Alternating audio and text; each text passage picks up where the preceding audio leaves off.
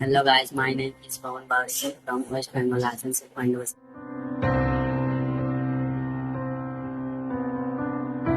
मैं 4 सालों से डांस कर रहा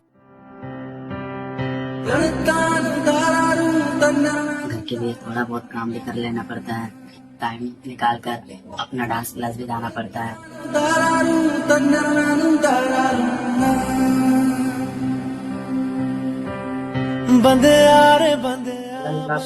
जिसमें ऑडिशन दिया है उसमें सिलेक्शन हुआ है मेरा भाई पवन ने। हम लोग चाहते हैं और आगे बढ़े। हम लोग तो मना कर रहे थे जैसे डांस ना करें, कुछ काम धाम ना करने। वो बोला नहीं, डांस ही करेंगे। ভগবান যেন একটু বড় হয়, ঠাকুর ওই জন্যই ধ্যায়। ওর বাবা ডেথ হয়ে গেল, বাবা ছাড়া তার কেউ নেই। এবার আমি দাঁড়াই আছি মায়ের মধ্যে, তাই জন্য ছোট ভাই বড় ভাই সবাইকে ধ্যায়।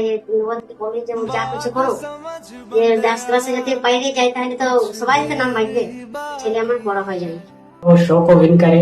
Thank you so much. मैं चाहता हूँ श्री शो को जीत कर। Thank you so much.